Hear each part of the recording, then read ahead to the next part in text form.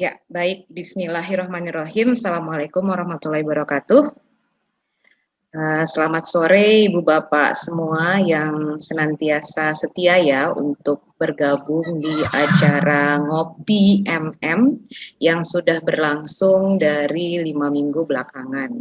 Dan syukur alhamdulillah kita masih diberi kesehatan untuk bisa bertemu kembali hari ini ya dengan pembicara-pembicara kita yang kita sudah nanti-nanti yang hebat-hebat semuanya. Kali ini kita akan membahas tentang tren marketing di 2021 ya. Acara ngopi bareng MM ini merupakan acara rutin yang kami adakan setiap semester ya. Alhamdulillah bisa berlangsung dengan lancar. Dan untuk kali ini pembicaranya ada 3 orang dan alhamdulillah sudah hadir di sini. Sehat-sehat semuanya, Ibu Bapak, Bu Iin, Bu Maya, Pak Hafiz. Alhamdulillah sehat. Sehat ya, seger-seger nih semuanya, tahun baru, wajahnya seger-seger, kelihatannya udah siap nih mengisi tahun 2021 nih. Pertama ada Bu Iin atau Bu Indrawati, merupakan dosen senior di MM untuk spesialisasi marketing. Beliau juga calon profesor nih dari FEB ya. Semoga segera ya Bu Iin ya, kita mendoakan bersama. Amin, amin ya Allah. Iya, dan juga koordinator untuk konsentrasi marketing di Prodi S2 MM. Dan juga kemudian ada Bu Maya, Dr. Maya Arianti. Halo Bu Maya.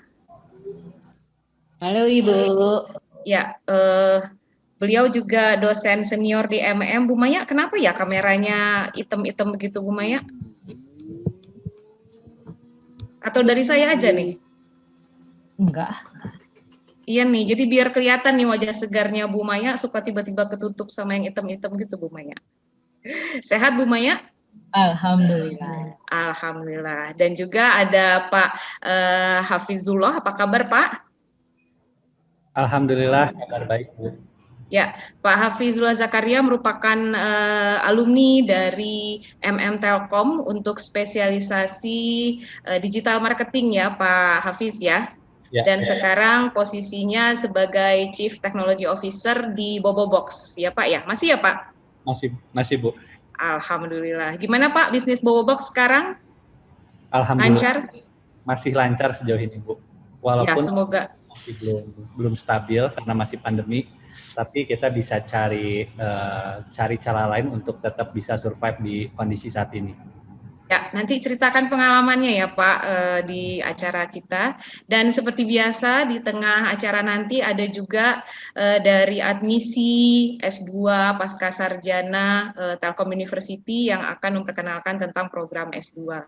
Ya, kita akan masuk ke obrolan kita nih, Ibu Bapak semua ya. Bu Iin, ini kita akan membahas tentang marketing trend 2021.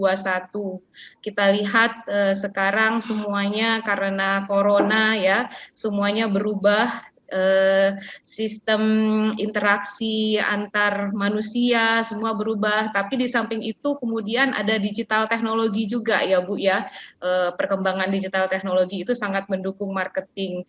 Nah, menurut Bu Iin nih untuk marketing trend 2021 gimana nih Bu Iin? Baik, terima kasih nih pertanyaannya ya. Memang kalau di awal tahun ya, kita semua pasti disibukkan membuat rencana apa yang akan kita lakukan dalam setahun ini. Tentu dibagi-bagi ya, dari mulai bulanan, terus 3 bulanan, quarterly gitu ya. Kemudian sampai per 6 bulan, sampai 1 tahun kita lihat. Tentu pada saat kita melakukan rencana itu, kita harus melihat apa yang terjadi nih, yang kita prediksi ya, apa yang akan terjadi di tahun 2021 ini. Tentu kita harus berdasarkan data ya, apa yang kita lakukan itu. Nah, ini kalau saya lihat ya, saya tadi malam baru dapat dari Statista ya, bahwa terutama di dunia tourism ya, Pak Hafid kebetulan yang ini kan Pak Hafid di hotel ya Pak ya, terkait dengan tourism. Ternyata dari kalau kita lihat data ya, karena pandemi ini luar biasa dampaknya. Kalau SARS itu dulu penurunan jumlah orang yang menggunakan pesawat itu cuma 2 juta orang turunnya. Kemudian financial crisis juga cuma 37 jutaan. Tapi COVID ini luar biasa, menurunkan jumlah orang yang traveling by flight itu sampai 1,1 triliun, Pak. Ya, Bapak Ibu, Bu Siska, 1,1 triliun. Jadi kalau kita lihat data itu, posisi orang terbang itu sama kembali lagi pada saat tahun 90. Luar biasa ya. Kita sekarang tahun 2021, oke lah tahun 2020, berarti bisnisnya itu turun sampai 30 tahun yang lalu. Luar biasa gitu ya. Berarti kita benar-benar menghadapi bisnis sekarang itu perlu kehati-hatian, kesmartan, keluasan pikiran, kebesaran hati yang luar biasa. Karena benar-benar bahaya banget gitu ya. Jadi setahun berjalan itu COVID yang 19 itu menurunkan orang traveling itu 1,1 triliun. Jadi posisinya sama dengan tahun 90 dulu. Nah, kebayang ya. Banyak data lah. Terus saya lihat juga dari artikel ya, dari yang dirilis di The World Tourism Organization ya, UNWTO gitu. Para ahli itu tidak memperkirakan gitu selesai dampak COVID itu dalam 2,5 atau 4,5 tahun. Jadi posisi kita akan balik pada seperti sebelum pandemi itu sekitar 4,5 tahun perlunya yang akan datang itu kita akan bisa balik. Itu adalah sesuatu yang sebenarnya positif ya berpikirnya. Berarti 2,5 sampai 4,5 tahun baru kita akan kembali ke posisi seperti sebelum pra-pandemi. Nah, semoga aja kita selamat semua ya. Sebenarnya pemenang itu adalah yang selamat masih hidup ya sampai pada saat kita pra-pandemi. Begitu. Ada hal-hal yang kalau melihat seperti ini, jadi tren marketing yang harus kita lakukan adalah benar-benar ya melihat pada kemampuan yang ada dulu di dalam perusahaan gitu. Jadi kalau saya bikin oret-oret ya Bu Siska, mungkin nanti juga Bu Maya ya, itu ada sekitar 6 hal yang harus kita lakukan lah minimal ya pada saat kita melihat ke depan gitu. Karena tren marketingnya menurut saya tidak terlalu perbaikan yang terlalu bagus juga ya. Karena apa? Di Indonesia sendiri kan si vaksin itu akan selesai didistribusikan itu 12 bulan kan, sampai bulan Desember. Dan kita semua tahu bahwa vaksin itu tidak otomatis berhasil kan. Dari pengalaman sejarah ya di masa lalu terjadinya pandemi ini, dengan adanya vaksin tidak otomatis semua menjadi kebal begitu ya. Semua menjadi sehat dan virusnya nggak ada begitu, nggak seperti itu, tetap perlu waktunya, ada yang perlu 20 tahun, 40 tahun begitu ya. Yang memang berarti kalau prediksi saya tren marketingnya tidak terlalu jauh ya, tidak terlalu jauh. Apalagi kalau di Indonesia sebenarnya kita belum sampai ke second curve kalau menurut saya, karena kita nggak pernah turun, case-nya nggak pernah turun, kita terus naik gitu ya.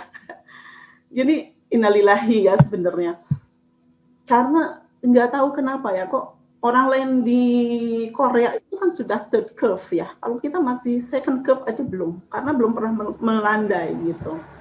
Nah, saya juga belum menemukan ya bacaan di vaksin yang akan kita sebarkan itu adalah sudah teruji ya.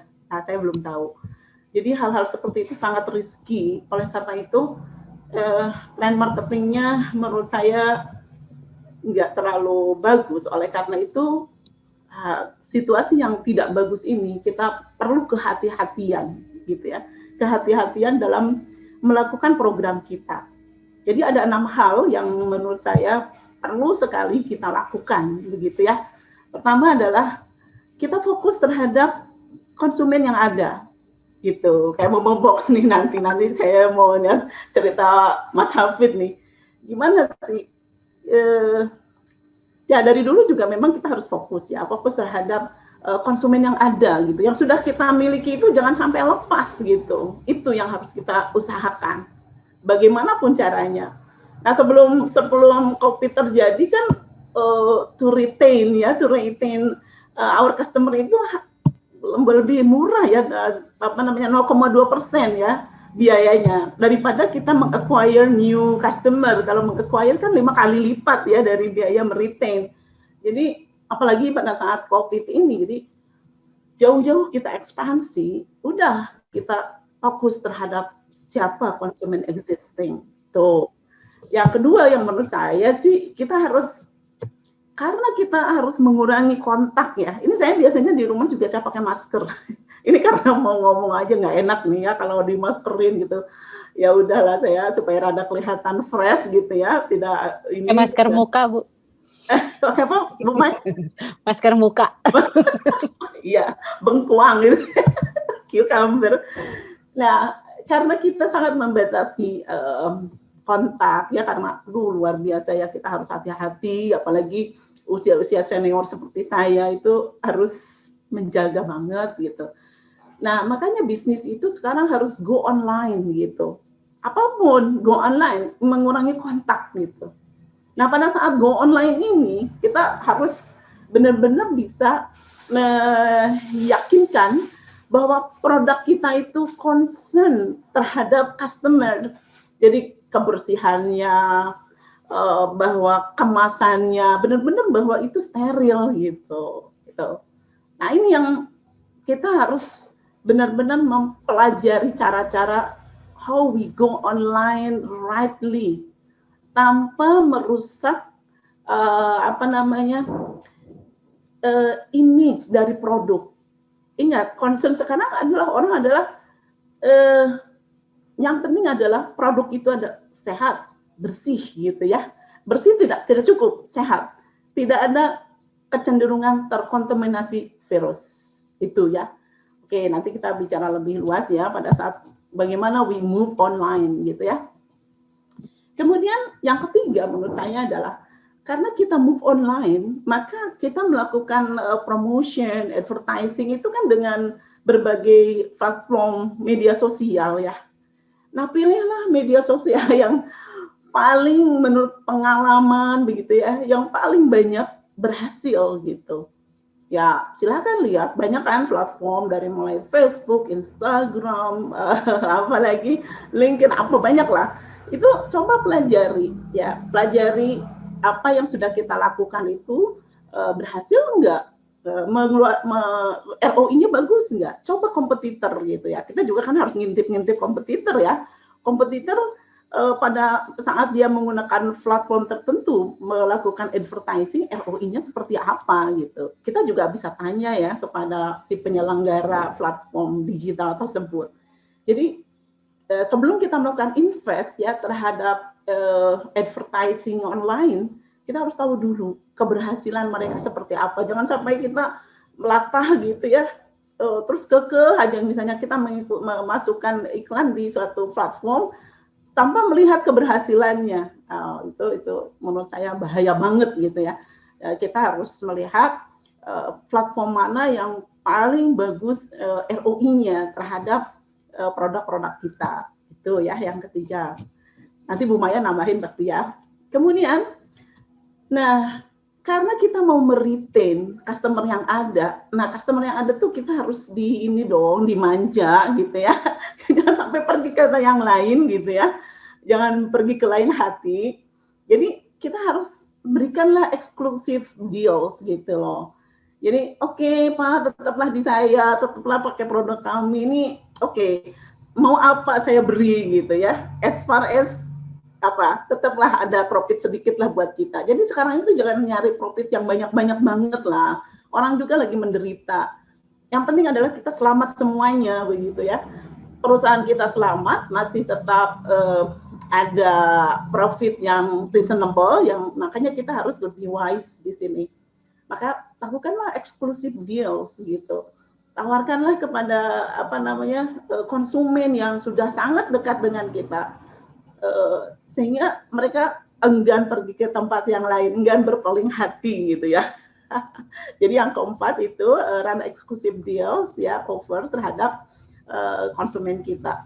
Kemudian, nah kita juga harus melihat ya, komunikasi kita selama ini gitu kan, komunikasi itu kan suatu effort ya, keluar banyak duit lah.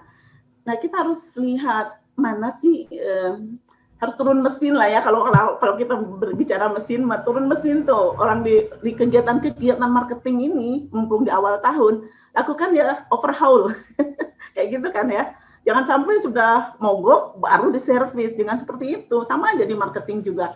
Di-review tuh kegiatan-kegiatan komunikasi kita.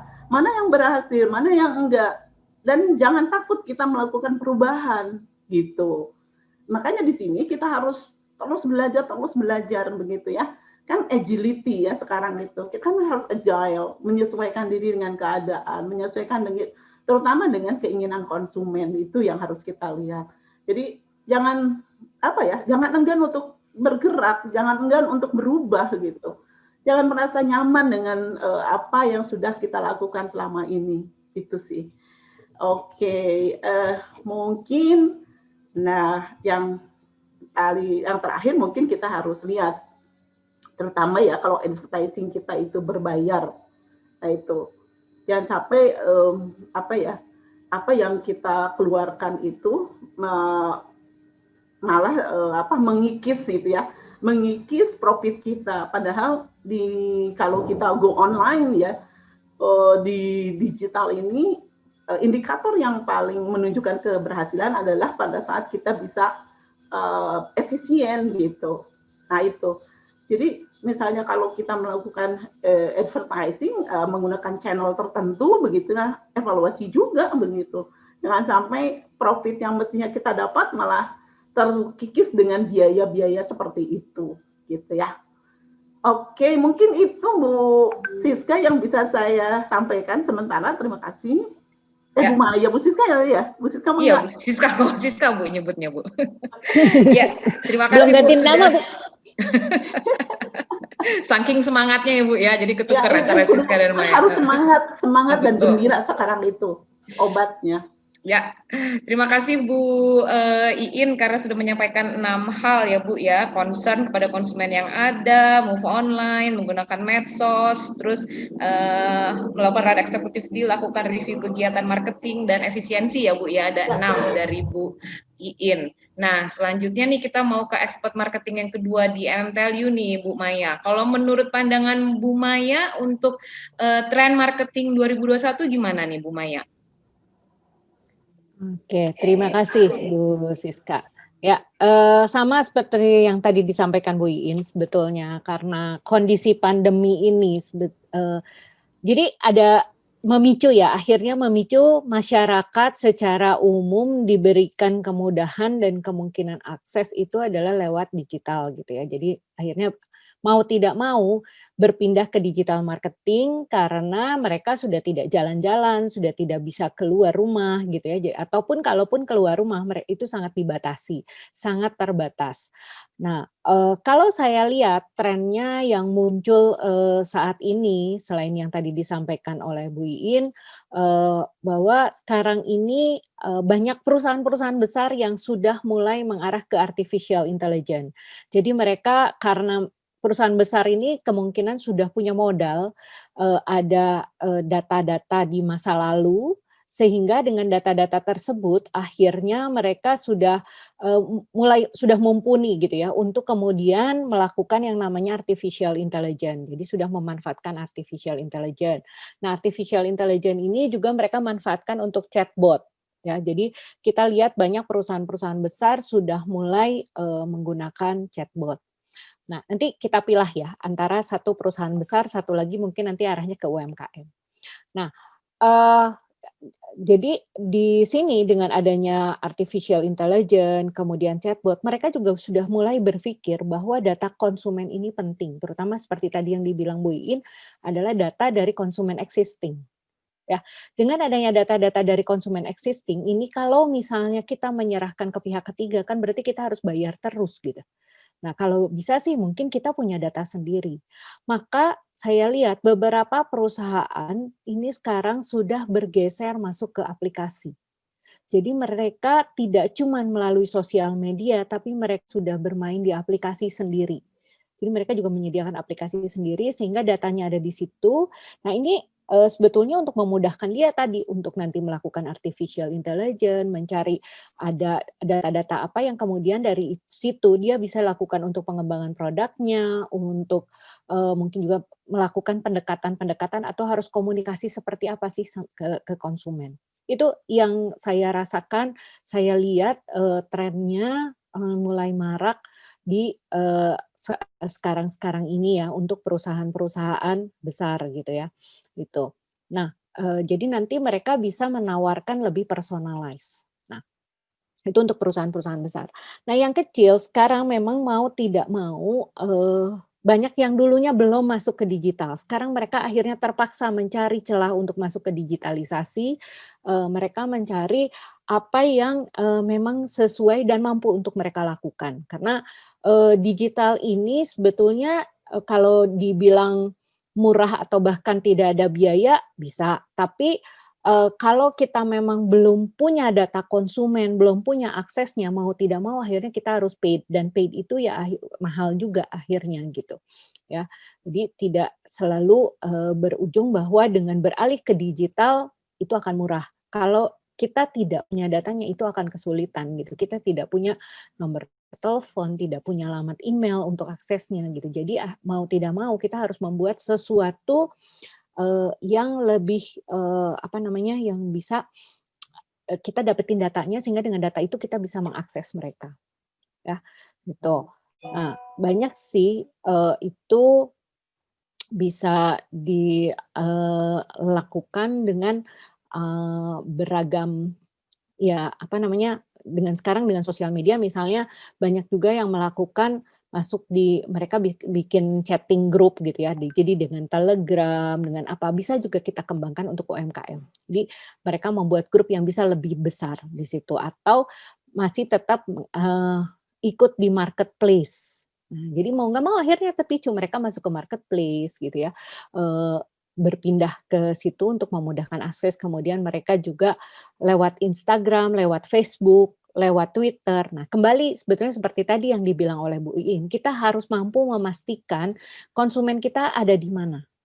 Jadi jangan sampai kita pasang bombardir iklan aktif di Instagram, tapi ternyata konsumen kita ada di Facebook.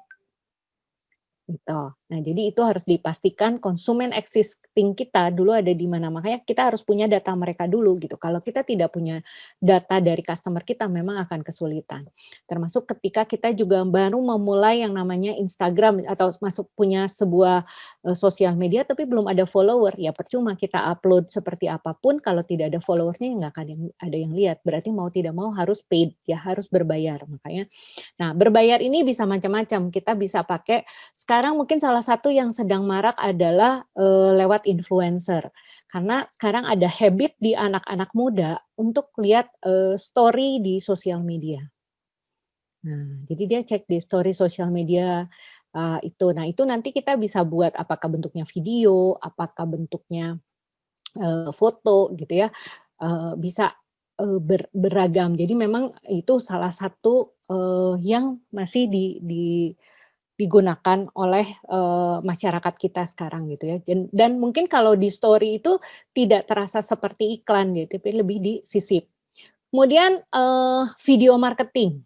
Kalau misalnya mampu membuat ya mungkin untuk perusahaan besar juga saya lihat juga mulai marak, mereka bikin video-video bisa bikin apa namanya? Bikin cerita-cerita pendek. Nah, jadi bikin film-film pendek. Nah, itu apakah nanti bisa diposting di IGTV atau misalnya di YouTube atau di Facebook. Nah, itu juga bisa gitu ya. Jadi macam-macam sih kontennya, bisa disesuaikan dengan kebutuhan konsumen kita. Tren lain mungkin yang masih marak adalah webinar ya. Sepertinya masih akan marak. Di webinar itu bisa kita juga melakukan penyesuaian untuk meningkatkan product knowledge, pengetahuan. Nah ini, jadi nanti mungkin ya nanti kayak Bobo Box misalnya, orang tuh kayak apa sih ngebayangin tidur di dalam box gitu ya, mungkin tidak terbayang dan lain sebagainya, walaupun ada review-review dari influencer yang sudah ada. Nah ini nanti bisa kita misalnya dalam webinar kita lakukan edukasi, apa sih lebihnya, kan sekarang trennya orang staycation, tapi kalau kita di Bobo Box kan nggak mungkin nawarin staycation ya, gitu, karena terbatas tempatnya. Nah, apa value yang bisa ditawarkan di situ gitu? Kita sisipkan. Nah, itu kemudian kita edukasi misalnya dengan sambil memberikan pengetahuan tentang apa. Nah, itu kita bisa sampaikan lewat webinar. Nah, jadi tools-toolsnya seperti itu, dan semua itu karena sekarang sudah digitalisasi, maka kita bisa simpan datanya, bisa olah datanya, kita bisa analisa seperti yang tadi Bu Iin bilang, bahwa itu nanti kemudian kita setelah diukur kita lakukan analisa untuk plan pemasaran selanjutnya gitu. Jadi mungkin itu sih yang bisa saya sharing tentang tren marketing 2021. Makasih Bu Siska. Menggunakan webinar seperti ngopi online MM ini ya Bu Maya ya? Yes, betul. Sudah kita lakukan Bu oleh MM Bu. Yes. Ya, sambil memberikan edukasi juga ke masyarakat, juga memperkenalkan MM gitu. Ya. Kopinya bawa masing-masing aja ya. Iya, ngopinya masing-masing aja. Pasti di rumah udah ada tuh. Ya, mau dikirim dari Bu Iin buat kita juga boleh Bu Iin. Iya, saya mah jahe merah. Ya, betul Bu. Untuk ini ya Bu ya, biar daya tahan tubuhnya meningkat ya Bu. Iya. Ya, sip. Terima kasih Bu Maya. Jadi Bu Maya sudah tadi memisahkan antara tren marketing dari big company, perusahaan besar, dan juga UMKM ya. Jadi memang setiap dari bisnis itu ya mereka ada tren tersendiri untuk 2021. Nah, sekarang ini kita ada pelaku bisnis langsung nih. Ada Pak Hafidullah Zakaria. Pak Hafiz, gimana nih Pak? Kalau Bobo Box sendiri akan menggunakan tren marketing yang mana nih? Gabungan dari Bu Iin dan Bu Maya, atau ada tambahan tersendiri dari Bobo Box? Ya, silahkan Pak Hafiz. Oke, terima kasih. Nah, untuk Bobo Box sendiri sebenarnya apa yang udah disampaikan sama Bu Iin dan Bu Maya, kita secara secara tidak langsung sudah lakuin itu sebenarnya Bu gitu. Nah, apa yang menjadi tren, apa yang sebenarnya yang bakal menjadi primadona di tahun 2020 ke depan adalah relevansi. Menurut kita relevansi. Nah, relevansi tadi ini sempat disinggung sama Bu Maya bahwa untuk melakukan relevansi ini butuh data, butuh AI, dan juga harus bisa melakukan sesuatu yang personalization gitu. Nah, kalau boleh share ya Bu, share screen. Mangga, silakan Pak. Sudah di-set kok Pak. Jadi saya mendapat sebuah artikel dari Accenture, ini menjelaskan mengenai growth era pada tahun 2020. Nah, di sini digambarkan mulai tahun 1960, 80, 90, 2010 sampai sekarang 2020. Jadi ada shifting nih. Di 2010 fokusnya banyaknya ke loyalty, which is bakal berpengaruh terhadap tadi existing user untuk tetap di retention rate. Nah, ini udah mulai berubah ke relevansi, dan untuk bisa generate relevansi ini butuh personalization.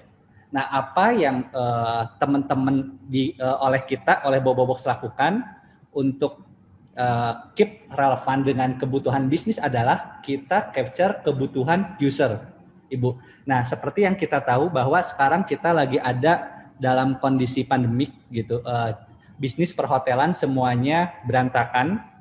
Apa yang dilakukan oleh Bobo Box? Ini yang pertama kita lakukan sesuai apa poin pertama dari Bu In tadi, fokus terhadap konsumen yang ada. Nah, bagaimana cara kita melakukan fokus terhadap konsumen yang ada? Jadi ketika PSBB terjadi, ditutup, okupansi itu drop yang biasanya 80% sampai 90%, rata-rata monthly occupancy rate kita di setiap hotel turun sampai 20% tuh di minggu awal PSBB. Nah, apa yang kita lakukan? Kita call satu-satu user kita. Kenapa mereka masih tetap stay di Bobo Box? Nah, dari sana kita mendapatkan beberapa use case baru. Jadi misalkan yang orang-orang yang tinggal di Jakarta, ternyata waktu PSBB mereka nggak bisa pulang ke rumah juga. Pulang ke rumah artinya mudik ke luar Jakarta karena PSBB. Problem kedua, ketika mereka harus stay di kosan dan harus tetap kerja, ada internetnya tidak menunjang, internetnya ada yang lemot dan lain sebagainya. Dan yang ketiga, ternyata ketika internetnya pun ada, hiburan ada, bisa nonton video streaming, musik streaming, tapi ketika berjalan 1 minggu itu tuh ada kebosanan di situ, jadi bosan. Nah, melihat hal itu, mereka cenderung stay di Bobo Box gitu. Dan ketika kita lihat, ternyata stay-nya cukup panjang nih. Jadi ada perubahan behavior masyarakat, market, user. Nah, dari sana kita tahu bahwa use case orang stay di Bobo Box bukan lagi karena orang tersebut butuh istirahat ketika mereka bepergian dari satu kota ke kota yang lain. Tetapi ada use case untuk mendapatkan pertama internet yang kencang, yang kedua butuh bersosialisasi, tapi bersosialisasi dengan mematuhi protokol kesehatan. Kenapa? Nah, karena di Bobo Box kita menyediakan komunal area. Nah, komunal area tersebut bisa digunakan untuk kerja, Bu. Yang awalnya kita awalnya menggunakan kita maksudkan komunal area itu sebenarnya untuk ngobrol, untuk makan. Ternyata ketika pandemi orang cenderung senang tuh kerja di Bobo Box. Nah, dengan melihat behavior tersebut, kita jadi ada satu angle marketing yang baru.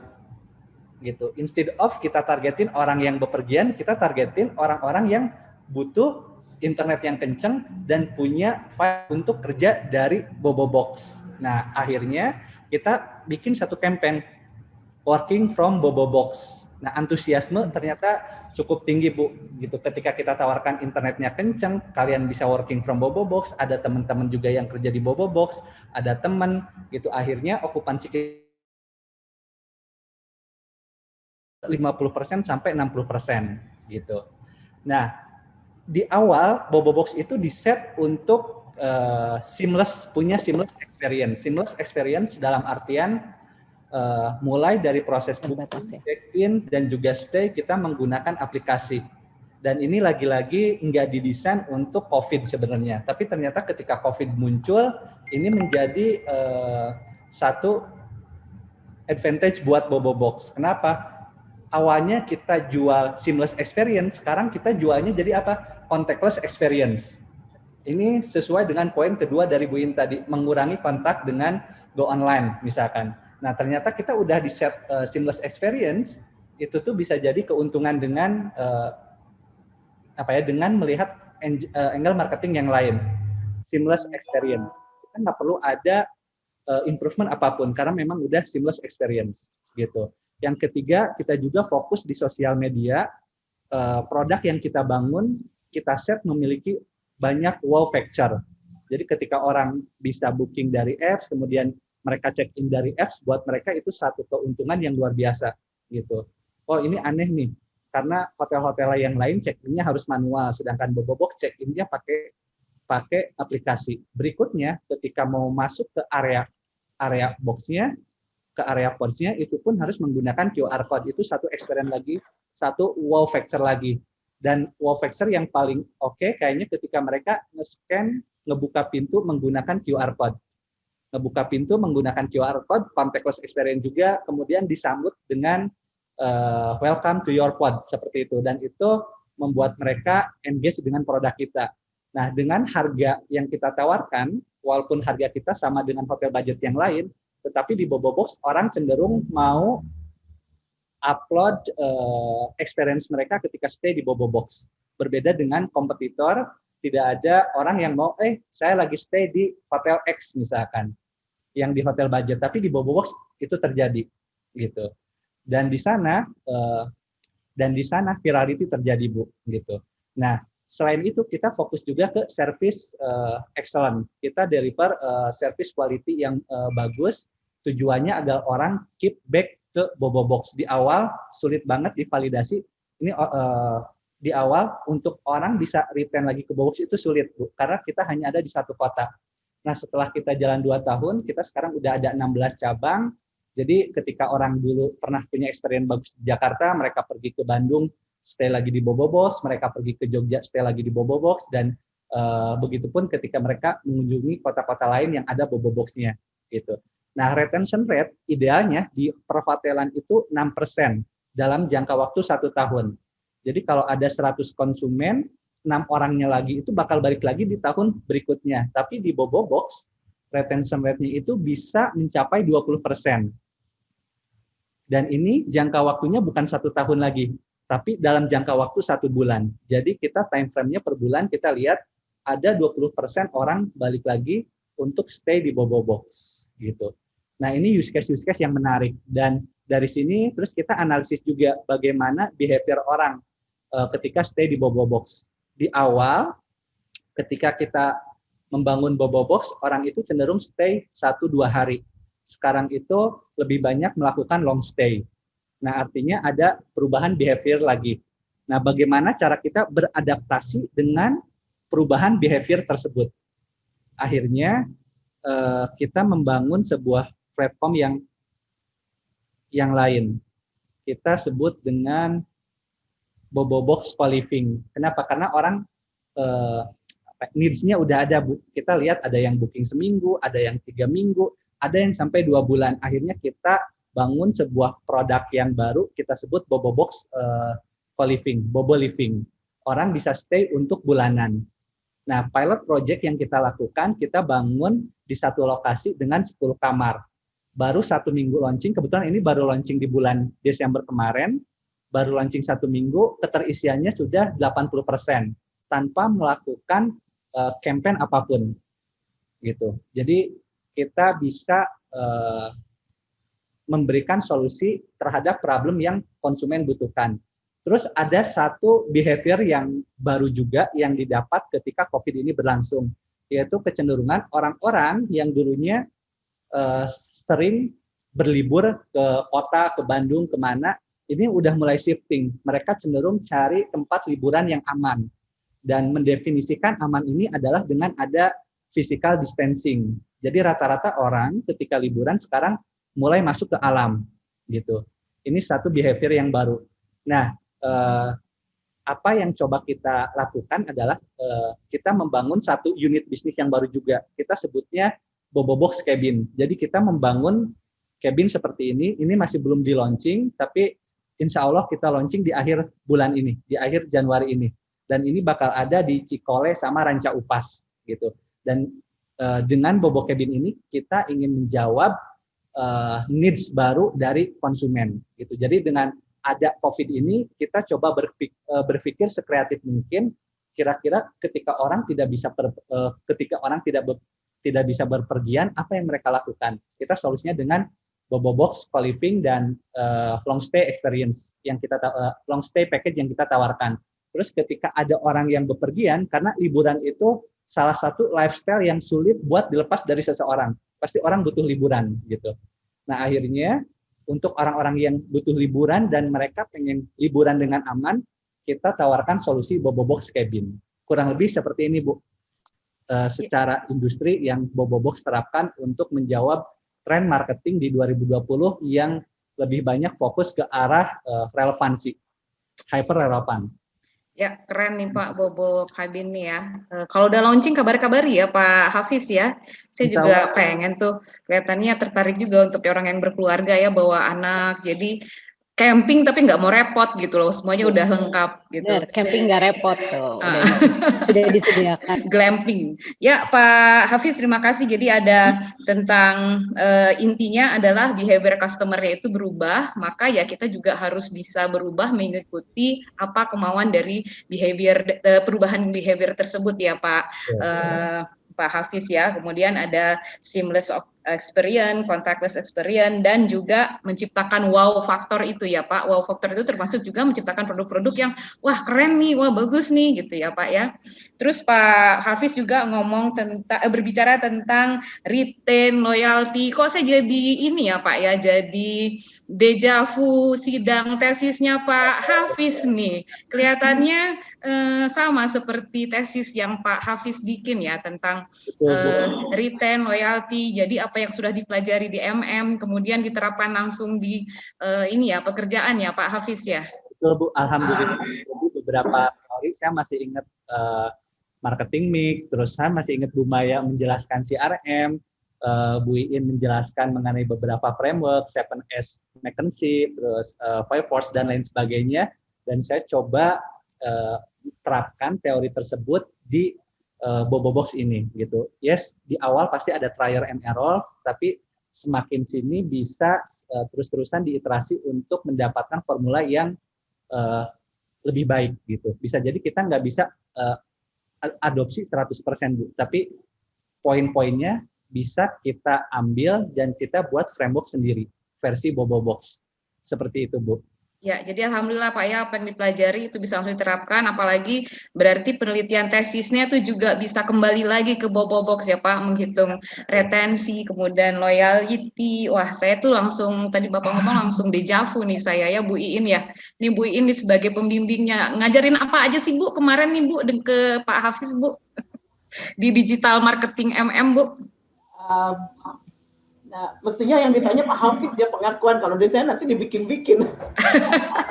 Kan Pak Hafiz tadi udah ngomong, udah bicara tentang apa yang sudah diajarkan Bu Iin, Bu Maya. Nah, tentang digital marketingnya sendiri, konsentrasinya itu apa aja sih Bu Iin?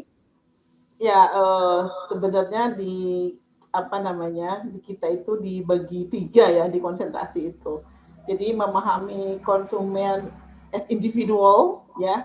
Jadi konsumen itu dia sebagai individu, ada yang konsumen itu as a business gitu ya, ada yang B2C, ada yang B2B, dan di kita itu lebih concern ke bagaimana marketingnya, communication gitu. Jadi kita bagi 3 itu, marketing, communication. Nah sebenarnya concernnya adalah sama ya, semuanya itu concernnya adalah bagaimana kita memahami konsumen ya, secara real, secara pas gitu loh. Yang tiap saat itu datanya tuh benar, datanya itu nyata gitu. Itu yang kita pelajari ya. Yang kita secara bersama-sama lah belajar begitu ya. Kita juga mengundang ada yang dari luar ya, pengajar-pengajar dari luar. Jangan sampai begini. Sepertinya yang diajarkan kita tuh jago kandang ya. Makanya saya mengundang ada teman dari Goa University India, Prof. Subas, ada Prof. Sarapanan gitu ya. Dan juga praktisi ya Bu ya. Ada praktisi ya, praktisi bisnis yang memang tujuannya adalah terjadi match ya antara konsep yang kita berikan dengan apa yang real gitu. Ini kayak alumni-alumni kayak Pak Hafid itu nanti menjadi bidikan saya ya, Bu Maya, bidikan kita untuk sharing gitu ya. Sebelumnya juga kita ada beberapa alumni yang memang sudah berhasil ya, alhamdulillah begitu.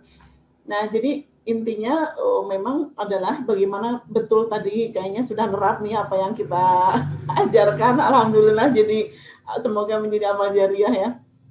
Bahwa intinya adalah bagaimana kita benar-benar memahami konsumen dan memberikan layanan secara personalized ya, secara satu-satu terhadap konsumen itu. Karena kalau kita benar-benar tahu apa need, wants ya, dan demand ya, berapa sih daya beli mereka begitu, kita sesuaikan. Ya, insya Allah bisnis kita dengan sesusah apapun itu akan dapatlah profitnya. Kalau saya percaya ya, kalau kita berusaha dengan keras, dengan sungguh-sungguh, kita akan tetap berhasil. Itu sih, insya Allah. Jadi yang diajarkan itu Bu Siska. Jadi kita itu adalah bagaimana memahami konsumen as a individu dan konsumen as a business. Nah, bagaimana kita mengkomunikasikan produk-produk kita, memahami. Sebenarnya kita memahami dulu sekarang itu konsepnya dibalik ya, pahami dulu consumer behavior-nya itu. Makanya kan kita belajar juga ya bagaimana teknologi dipakai. Misalnya kita akan menceritakannya di dalam kasus-kasus juga kita juga melihat ya data-data. Kayak saya sudah berlangganan dari data-data dunia gitu. Yang kayak tadi itu berita tadi malam saya dapat itu dari statistik saya, dia ngirim email ke saya. Oh, ada berita gini-gini, apa yang terjadi gitu. Jadi karena kita harus benar-benar go global ya. Karena sekarang itu kita nggak bisa ngomong lokal dan global, karena kalau kita hanya ngomong lokal kan yang dari global masuk ke kita, terus kita nggak bisa bersaing gimana, kan gitu ya. Nah, jadi kita berusaha ya memahami konsumen itu dengan berbagai teknologi yang ada. Misalnya bagaimana kita menggunakan data analitik gitu ya dari platform-platform. Mungkin dari Pak Mas Hafid ya, Mas Hafid di tesisnya kan sebenarnya menggunakan big data ya, big data orang teknologi, tapi teknologi nanti kita giring gitu loh. Karena kalau orang teknologi saja membaca data, mungkin blank ya, mau diapain ini data gitu kan. Tapi dengan kita, oke, ini mestinya data ini dibaca, bagaimana behavior mereka, terus karena kita orang marketing, oke, ini seperti begini-begini, oke, berarti clustering orangnya seperti ini, kebutuhan produknya seperti ini, oke, berarti program marketing mix-nya seperti apa gitu ya, Mas Hafid ya. Sehingga keluarlah saran-saran kepada manajemen ya. Nah, di situ itu yang kita ajarkan. Jadi di konsentrasi digital marketing ini kita memang berusaha menggunakan teknologi ya, the current teknologi yang paling banyak dipakai dan banyak bermanfaat itu. Nah, di samping itu juga kita memikirkan juga Bu Siska ya, bukan hanya kita juga melihat ke depan, misalnya 10 tahun kemudian itu akan seperti apa. Karena kalau ngomong tentang bisnis itu kita nggak ngomong short term sebenarnya ya, apalagi teknologinya. Karena kalau kita nggak memulai dari sekarang, kita akan ketinggalan. Makanya saya dengan teman-teman ya, dengan Pak Gadang, dengan Bu Tri, kita juga mempelajari di samping tadi artificial intelligence menjadi salah satu penelitian kami gitu ya. Bagaimana machine learning kita pakai di dalam dunia marketing gitu ya. Kemudian kita juga bagaimana nanti blockchain akan kita pakai di dunia marketing. Nah, di sini kami juga berkolaborasinya bukan dengan orang marketing lagi gitu, dengan orang-orang computer science gitu. Nah, jadi memang sekarang itu kita harus agile ya. Harus agile dan kita berani menjadi dumb people. Dumb people tahu ya. Jadi begini, kita masuk kepada sesuatu yang baru yang kita itu menjadi bodoh gitu ya. Aduh, tidak tahu apa-apa ya ini. Apa ya ini? Nah, tapi kan karena kita tidak tahu, tapi kita tahu bahwa itu penting ke depan, kita belajar gitu. Itu penting ya, kita menjadi dumb people sekali-kali. Kalau enggak, kita akan menjadi so tahu terus gitu.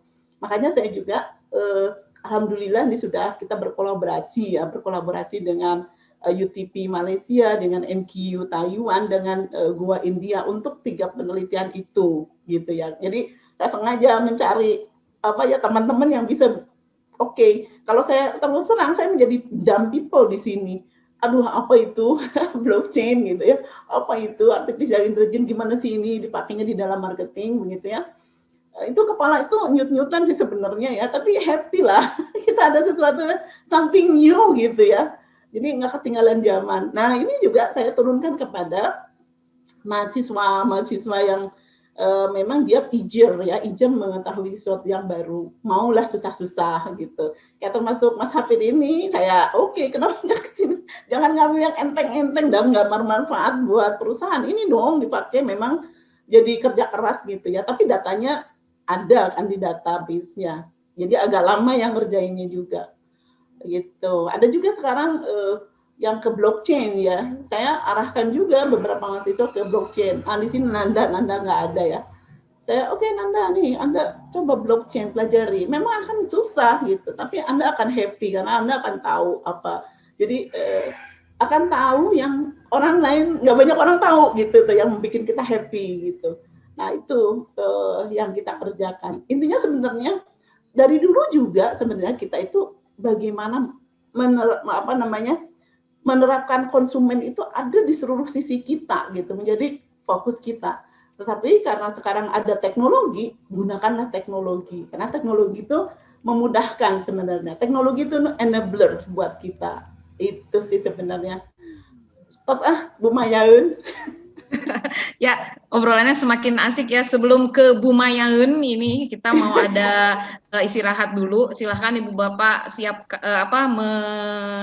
menikmati kopinya dan juga snack-snacknya. Di sini kita mau ada dari admisi dulu ya, yang akan bergabung untuk memperkenalkan tentang pasca sarjana di Telkom University. Ada Bu Uni yang seger sekali nih sore-sore nih. Silahkan Bu Uni. Ya, halo, terima kasih Bu Siska, ketemu lagi. Ya. Pada sehat, Bu? Alhamdulillah, Bu Ni. Oke, ya. Mungkin langsung aja ya, Bu ya, karena waktunya terbatas juga. Assalamualaikum warahmatullahi wabarakatuh. Waalaikumsalam warahmatullahi wabarakatuh. Sebelumnya terima kasih kepada pihak Magister Manajemen sudah kasih kesempatan untuk saya, Uni, dari Pemasaran dan Admisi Telkom University, untuk sharing informasi program apa sih yang sekarang lagi berjalan di Telkom University. Saya langsung share screen ya Ibu ya.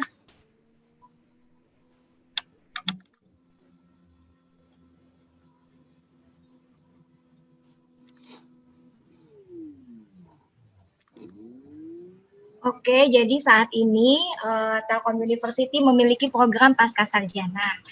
Seperti diketahui, program Pascasarjana yang ada di Telkom University itu ada beberapa. Yang sudah berjalan ini itu ada 4. Yang pertama Magister Manajemen, kemudian ada Teknik Elektro, ada Informatika juga, dan ada Teknik Industri. Dan yang paling baru adalah untuk Magister Desain. Bisa teman-teman lihat di sini konsentrasi yang ditawarkan khususnya untuk Magister Manajemen itu sudah disesuaikan dengan kebutuhan industri saat ini, yaitu industri 4.0. Untuk lebih detailnya mungkin konsentrasi ini tadi beberapa sudah dijelaskan seperti di digital marketing oleh Ibu Iin yang memang pakarnya langsung ya. Jadi kalau misalnya dan Magister Manajemen ini akreditasinya sudah A. Kemudian selain akreditasi nasional juga sudah memiliki international accreditation yaitu ABIS 21 dan sudah melahirkan banyak sekali alumni-alumni yang sudah sukses di bidang di bidang bisnis. Salah satunya mungkin Pak Hafiz ini ya selaku CEO dari Bobobox. Kalau teman-teman di sini ada yang pengen mengikuti jejak sukses alumni-alumni dari Magister Manajemen, mungkin bisa mengikuti program yang lagi kita buka. Kelas perkuliahannya itu ada apa aja sih yang ditawarkan? Yang pertama itu ada kelas reguler. Kalau reguler itu perkuliahannya sama mungkin ya sama pada saat teman-teman di sini dulu kuliah S1, itu kuliahnya dari Senin sampai dengan Jumat, bisa dari pagi sampai dengan sore. Mungkin teman-teman yang masuk reguler ini biasanya yang fresh graduate, yang belum bekerja. Nah, tapi kalau misalnya ada teman-teman di sini yang sudah bekerja, tapi pengen sambil meneruskan kuliah S2, itu bisa mengambil program eksekutif atau weekend. Perkuliahannya Jumat dan Sabtu dan diselenggarakan di luar jam kerja. Jadi kalau misalnya Jumatnya itu biasanya mulai pukul 7 kurang lebih. Kemudian untuk Sabtunya dari pagi sampai sore gitu. Dan kemudian misalnya ada timbul lagi masalah nih. Kalau misalnya saya kerjanya di luar kota, mungkin setiap saat datang ke Bandung buat kuliah dan nggak bisa setiap saat juga gitu. Harus ngakses online. Mungkin kalian bisa mengikuti program blended learning. Perkuliahannya itu nggak perlu setiap saat datang ke Bandung, itu dilaksanakan 79% online. Dan sisanya biasanya onsite hanya digunakan untuk UTS, UAS, dan perkuliahan perdana. Gitu. Berikutnya adalah, kalau misalnya di sini ada teman-teman yang dulu pada saat S1-nya itu di Telkom University mungkin bisa meneruskan S2 dengan memanfaatkan program beasiswa alumni. Program beasiswa alumni ini menyediakan potongan sebesar 50%, itu berlaku untuk semua program, baik itu direct track, fast track, maupun blended learning. Reguler pun masuk. Jadi kalau untuk fast track, direct track ini adalah teman-teman yang dulu nih kuliah S1-nya baru banget 12 bulan terakhir. Terus S1-nya linear sama S2-nya. Mungkin dulu S1-nya itu ngambil jurusan MBTI atau administrasi bisnis. Nah, bisa meneruskan MM dengan jalur tanpa tes. Yang penting IPK-nya minimal 3,5 dan langsung mendapatkan beasiswa 50%. Gitu. Dan berikutnya adalah syaratnya apa aja sih? Yang pertama itu ijazah S1, kemudian transkrip nilai, dan harus menyatakan kalau untuk yang di luar direct tadi harus menyatakan sertifikat TPA, Bappenas itu skor minimumnya 450, kemudian ada lagi harus menyatakan nilai TOEFL atau sertifikat TOEFL atau IPRT yang kemarin pernah ikut nih, pas lulus ikutan IPRT, skornya minimum 450 juga, kemudian harus menyatakan rekomendasi akademik atau kalau yang sudah bekerja bisa dari perusahaan, kemudian menyiapkan juga rencana tesis, dan selanjutnya adalah mengikuti wawancara atau interview. Timeline-nya kapan? Nah, sebenarnya kita udah buka ini tata cara pendaftarannya. Tata cara pendaftarannya itu kalian bisa langsung akses di web smb.telkomuniversity.ac.id. Nanti di sana bisa bikin akun pendaftaran, kemudian nanti mengisi biodata dan mengupload semua berkas yang tadi sudah dijelaskan sebelumnya. Kemudian nanti cek nomor transaksinya, kemudian melakukan pembelian PIN seharga 400.000 bisa melalui berbagai cara. Kemudian nanti selanjutnya adalah sampai terakhir cetak kartu peserta. Nah, kalau misalnya ada yang bingung mau TPA sama TOEFL di mana, sebenarnya Teliu menyelenggarakan nih sehubungan dengan tes seleksi ini gitu. Terakhir sebenarnya kemarin 5 Januari, tapi berhubung ada beberapa teman-teman yang masih belum punya TPA TOEFL dan masih bingung juga cari di mana, kita ada tambahan tes TPA belum saya masukin di sini itu di pelaksananya tanggal 9 Januari nanti, hari Sabtu minggu ini. Jadi kalau ada yang masih belum ketinggalan infonya masih bisa ikut yang gelombang terakhir nanti tanggal 9 Januari. Gitu. Kemudian tadi tes TPA dan TOEFL-nya itu semuanya online ya, jadi nggak perlu khawatir karena kondisi pandemi seperti ini tidak bisa dilakukan semuanya tatap muka, tes pun kita lakukan online. Nah, kalau PIN pendaftarannya itu beli di mana sih? Banyak cara. Yang pertama kalian bisa melalui virtual Bank BNI atau bisa melakukan pembelian PIN secara offline, menghubungi admin kita, nanti akan kita kasih PIN-nya. Kemudian selanjutnya kalau yang biasa transaksi menggunakan link aja, itu bisa memanfaatkan saldo link ajanya untuk daftar S2 di kita. Kemudian selanjutnya bisa juga melalui metode FinPay dan yang terakhir adalah melalui Tokopedia. Mungkin kalau yang biasa belanja di Tokopedia, sekali-kali mungkin bisa dicoba beli tiket masuk S2 melalui Tokopedia. Nah, ini timeline-nya kita sudah buka sebenarnya dari 5 Oktober. Tutupnya bentar lagi nih, ini udah H-2, tanggal 8 Januari. Kemudian tes TPA-nya tadi udah dijelasin, masih ada satu periode lagi, itu tanggal 9. Jadi jangan khawatir kalau misalnya pendaftarannya paling lambat tanggal 8, tapi tesnya baru tanggal 9. Akan ada perpanjangan khusus untuk teman-teman yang memang baru ikut tesnya di tanggal 9. Kemudian selanjutnya nanti ada interview dan TPK khusus untuk teknik, itu tanggal 11 sampai tanggal 15 Januari. Kemudian nanti ada pengumuman kelulusannya di tanggal 28 Januari. Selanjutnya nanti ada registrasinya online juga, itu di tanggal 28 Januari sampai dengan 5 Februari. Dan kurang lebih awal perkuliahannya 8 Februari. Untuk tanggal-tanggal di sini mungkin update-nya nanti akan kita informasikan. Khawatirnya nanti akan ada update dari pihak-pihak prodi ataupun pihak lainnya seperti BA dan lain sebagainya. Nanti akan kita update selalu di media sosial dan web kita. Kalau misalnya informasinya masih kurang jelas, mungkin nanti teman-teman bisa follow media sosial kita, bisa di Instagram, di @paskasagiana_telkomuniv, maupun di Facebook atau Twitter. Atau bisa mengontak hotline-nya kita, atau ke saya langsung Uni boleh, ataupun via email di magister@smbbtelkom.ac.id. Mungkin sekian informasinya teman-teman, Bu Siska. Bu Ya, terima Indrawati kasih Bu dan Bu Maya. Uni ya. Sama-sama, Bu. Padat sekali ininya informasinya sudah menyampaikan terkait pasca sarjana dan juga proses pendaftaran. Untuk perkuliahan TELU insya Allah itu sudah fix di 15 Februari ya Bu Uni ya. Oh, oke, Jadi 15 Februari. Siap, Bu. jadi Nanti kita pendaftarannya tetap sampai 8 Januari, proses kemudian seleksi nanti mulai kuliahnya 15 Februari. 15 Februari. Oke, siap Bu Siska. Ya, terima kasih Bu Uni ya informasinya. Sama-sama Bu. Ya, silakan ya Ibu Bapak yang berminat untuk bertanya tentang pasca sarjana di Telkom University untuk mengontak Bu Uni. Baik, kita akan lanjutkan obrolan kita di sore kali ini. Untuk Bu Mayaun nanti sekaligus pertanyaan aja Bu ya, karena keterbatasan waktu dan di sini sudah ada pertanyaan dari audiens. Pertama dari Pak Muhammad Ropik. Mungkin bisa ditampilkan pertanyaannya Pak Tias. Ya, dari Pak Muhammad Ropik. Ini silahkan Bu Iin dan Bu Maya. Nanti juga Pak Hafiz juga bisa menambahkan ya Pak Hafiz. Apakah tahun 2021 akan semakin sulit untuk memetakan pasar dengan adanya tren perusahaan-perusahaan yang banyak mengalihkan atau menambahkan usahanya yang menyesuaikan dengan kondisi pandemi, atau sebaliknya justru semakin terpetakan. Nah, ini untuk memetakan pasar nih Bu Iin dan Bu Maya, gimana dalam kondisi pandemi seperti ini? Silahkan Bu Mayaun dulu mungkin. Oke, siap. Asa main nya ucing sumput. Backland. Oke, Pak Rofik, saya coba jawab ya. Sebetulnya memang dengan kondisi sekarang digitalisasi, kalau dia memang sudah masuk ke melakukan pemasaran digital, potensi untuk dia punya punya data tentang konsumen itu jauh lebih tinggi dibandingkan dengan dia tidak memiliki itu. Nah, sebetulnya kenapa perusahaan-perusahaan mengalihkan usaha atau mereka menyesuaikan? Karena mereka melihat opportunity, melihat kesempatan-kesempatan yang mungkin yang muncul di saat pandemi, di mana demand-nya menjadi berbeda.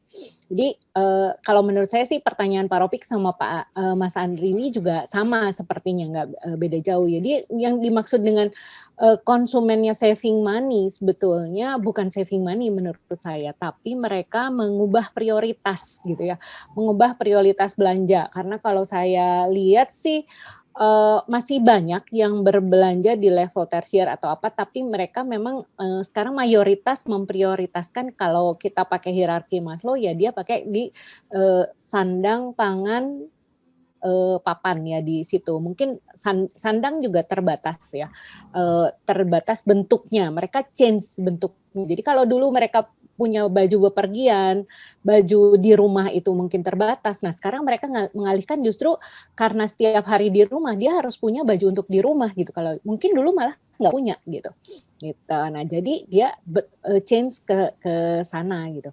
Nah, pola-pola ini kalau dia masuk ke digital, ya pasti akan lebih terpetakan sebetulnya, lebih kelihatan sebetulnya polanya seperti apa, opportunity-nya seperti apa, kalau dia mampu melakukan analitik dari data-data yang ada, gitu, dari data analitik. Kalau kok ada feedback, jadi ada feedback ya.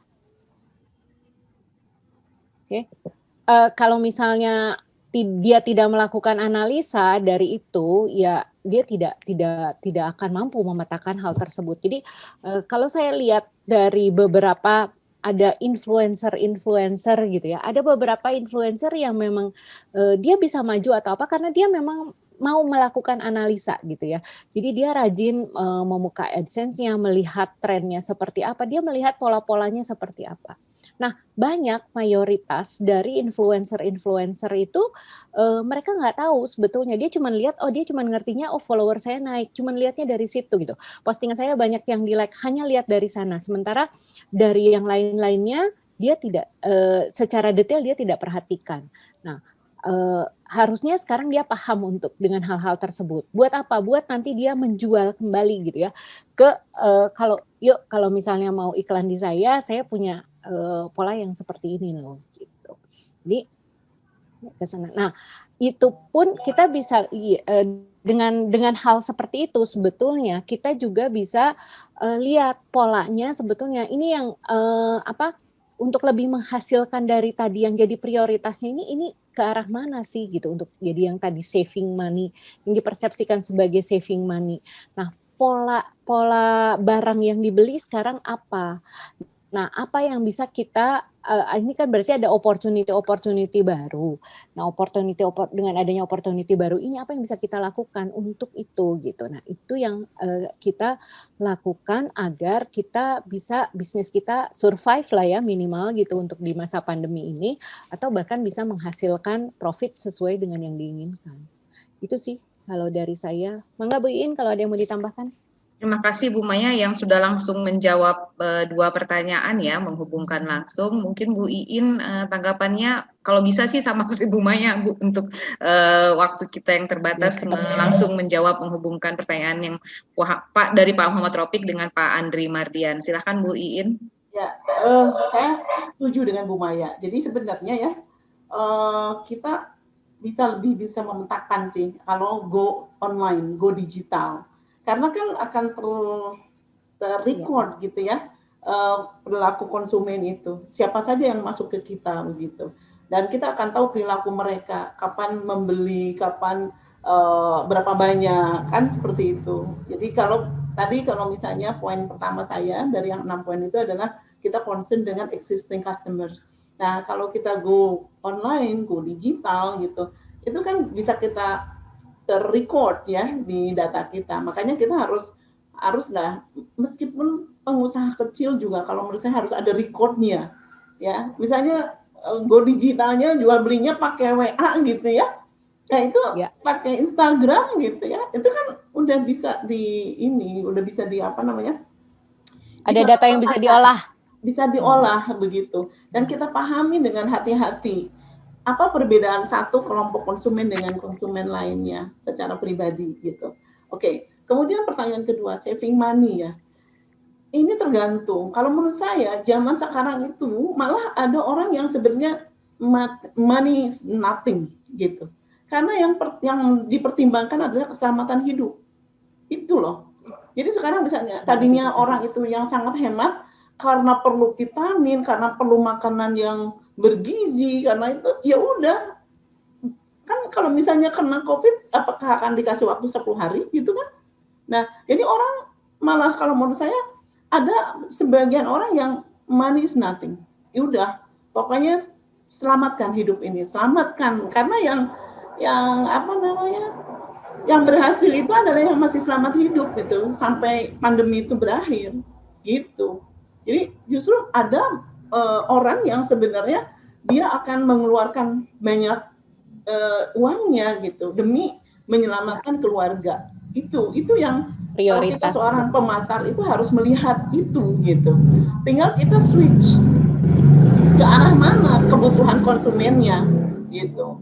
Misalnya orang yang tadinya beli jeruknya yang kecil-kecil, sekarang mah jeruknya juga gede-gede, beli anggurnya yang asam-asam, sekarang mah anggurnya juga yang manis-manis, pokoknya asal happy, asal semangat makan naik. Nah, itu sih saya melihat sebagian masyarakat itu, meski terlepas dia mampu atau tidak mampu, dia akan memberikan best effort untuk keluarganya. Ini yang menurut saya harus kita manfaatkan. Dan prinsipnya marketing itu adalah solving problem ya.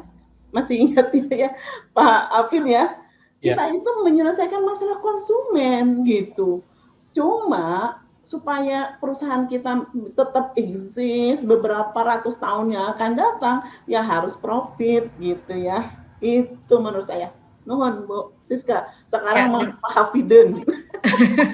Nah, untuk Pak Hafiz tadi point of view Bu Maya dan Bu Iin dari memetakan konsumennya ya. Nah, sekarang kalau Pak Hafiz nih memetakan kompetitornya ada berbeda nggak? Misalnya, wah ini dulu dia kompetitor saya, oh tapi ternyata dia switch nih ke pasar yang lain. Nah, untuk memetakan seperti itu dalam kondisi pandemi gini ada perubahan dari kompetitor gimana Pak Hafiz?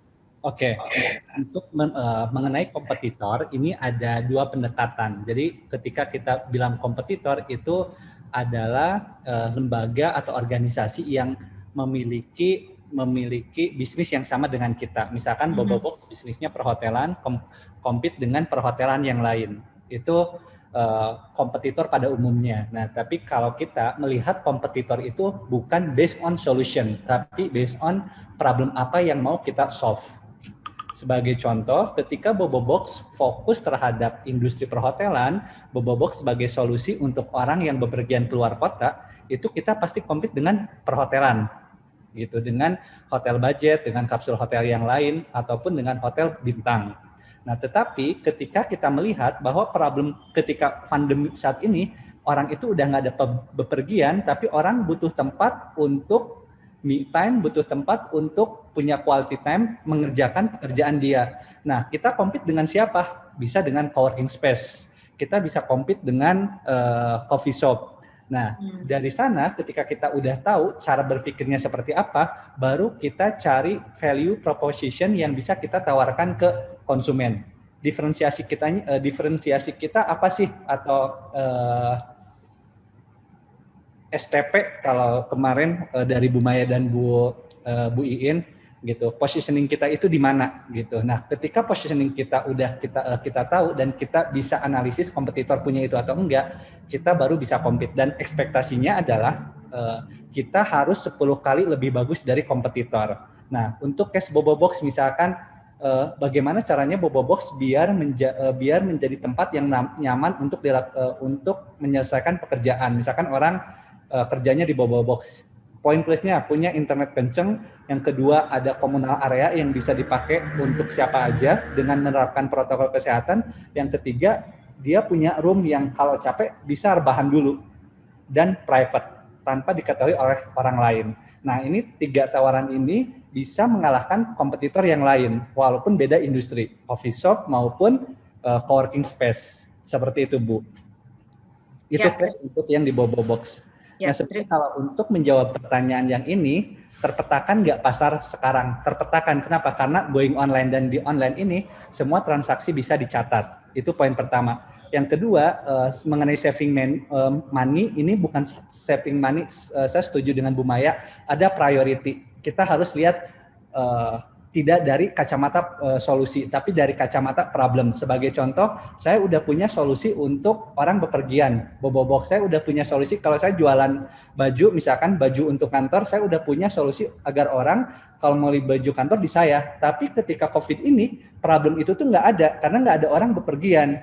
Gitu. Yang ramai itu apa? Problemnya itu sekarang orang tinggal di rumah, mereka butuh apa? Baju tidur yang lebih nyaman, baju santai yang lebih nyaman. Artinya, kacamata kita yang awalnya melihat dari solusi harus mulai berpindah ke problem oriented. Kita jangan jatuh cinta dengan solusi kita, dengan ide kita, tapi kita harus jatuh cinta dengan problem yang dimiliki oleh konsumen.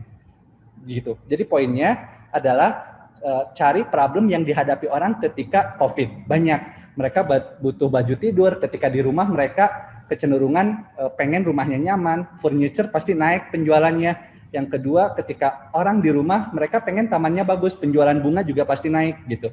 Nah, ini beberapa peluang yang ada ketika COVID gitu. Nah, kita harus bisa memanfaatkan semaksimal mungkin peluang-peluang tersebut. Itu sih, Bu, tambahan dari saya. Ya, terima kasih Pak Hafiz, Bu Iin, dan Bu Maya jawabannya ya. Semoga memuaskan Pak Rofik dan Pak Andri. Baik, kita lanjutkan ke pertanyaan berikutnya. Pertanyaan dari Ibu Suparti Asno. Nah, Ibu Suparti Asno ini mahasiswa MM ya, dari profesional kalau nggak 13, 14. Dan kalau saya perhatikan nih, partisipan yang rajin ini hadir di Ngopi nih Pak Bu Suparti, dan tidak hanya hadir tapi juga mengajukan pertanyaan atau komen. Selamat sore Bu Suparti, dan ini Bu Suparti bertanya untuk di tahun 2021 tren marketing di masa pandemik yang ada begitu banyak. Nah, dengan semakin berlomba-lomba banyak tren yang digunakan, sepertinya tren apa yang akan bertahan di masa pandemik? Silahkan Bu Iin, susah ngomongnya, Bu Iinen. Mangga Bu Iin. Oke, boleh langsung nggak mau Parti nanyanya? Saya agak tidak Ya, nangkep. Oke, open mic aja ya. Mangga Bu Ya, Suparti, ini sambil kita lihat ini Bu Suparti yang rajin hadir di acara. karena trennya banyak gitu. Iya, Jadi, baik. dan apa? Terima kasih semuanya, Ibu Siska, Ibu Iin, Bu Maya, dan Pak Hafiz. Hafiz, mohon maaf. Saya ini kan di masa pandemik ini kan saya yakin semua marketing atau semua vendor atau semua distributor kan berlomba-lomba untuk menggali supaya trennya dia dipakai atau dibeli, atau banyak pembeli yang beli ke produknya dia. Karena sekarang kan semuanya buy online atau buy YouTube pembelanjaannya ya, karena masa pandemi kan jarang berkerumun. Nah, dengan semakin banyaknya tren yang ada di masa pandemik ini, menurut wacana kita orang marketing nih, seperti tren seperti apa yang kira-kira disenangi atau banyak diminatin oleh konsumen gitu. Apakah karena produknya yang akan dia variasi, ataukah strategi marketing yang akan dia pokoknya semakin cantik supaya peminat konsumen itu kalau kata Bu Inma ribai, jadi loyal terhadap itu konsumen yang loyal gitu. Gimana gitu? Oke, saya mudah-mudahan nggak salah nangkep ya Bu Suparti. Jadi begini, tren apa gitu ya, atau mungkin produk apa, produk seperti apa, atau produk meskipun produknya sama harus dibagaimanakan begitu ya. Nah ini sekali lagi ya, kita zaman sekarang itu tidak boleh sok tahu gitu ya. Jadi kita harus memanfaatkan data yang kita miliki gitu ya, atau data yang ada di semua media yang kita mungkin punya ya, kita bisa akses. Nah, kalau kita lihat ya dari riset-riset, salah satunya misalnya dari Nielsen itu, yang paling dipercaya orang itu kan apakah orang itu akan mengikuti atau membeli sesuatu itu adalah apa yang disarankan orang atau apa yang paling banyak orang omongkan. Oleh karena itu maka kalau kita ingin tahu tren seperti apa ya untuk produk kita gitu ya, tentu kita harus tahu apa sih pain and gain-nya gitu ya dari konsumen. Apa sih yang mereka rasakan? Nah, kita akan tahu itu apabila kita bisa melihat apa yang diomongkan. Oleh karena itu maka kita harus rajin-rajin tuh melihat di kita melakukan mining ya, data mining, misalnya dari Twitter terkait dengan produk kita, apa yang mereka omongkan gitu ya. Nah, dengan begitu kita akan tahu, oh oke, berarti ini loh yang mereka suka, ini yang mereka tidak suka. Itu jadi tren apa yang akan terjadi adalah apa yang diomongkan konsumen gitu. Itu. Makanya kalau menurut saya penguasaan dari alat-alat ya, platform-platform yang biasa orang gunakan untuk mengekspresikan ide gitu ya. Biasanya orang itu apa dia menderita gitu ya, apa dia sangat suka, dia akan mengekspresikan idenya kan gitu ya, apa omongannya. Mungkin ada orang yang menggunakan Twitter, ada yang orang menggunakan Facebook, ada yang menggunakan Instagram. Nah, kita punya data ya, mana saja sih dari platform-platform itu yang banyak dipakai. Tapi kan itu general, tapi kita harus tahunya adalah yang terkait dengan produk yang sejenis dalam industri kita, gitu. Jadi kalau menurut saya untuk mengetahui trennya adalah, kalau saran saya adalah cari tahu pain-nya konsumen. Pain-nya dia tuh apa? Nah, pain-nya itu mereka biasanya yang paling gampang bagi kita adalah pada saat mereka menyampaikan di media sosial. Nah, itulah makanya kita harus mempunyai kemampuan bagaimana kita mengambil data dari media-media tersebut. Nah, itu nanti kita akan pelajari ya di digital marketing dan juga di ini ya, di tempat Pak Gadang ya. Nah, itu kita data analitik. Nah, di digital marketing juga kita belajar itu gitu. Kita diskusi itu.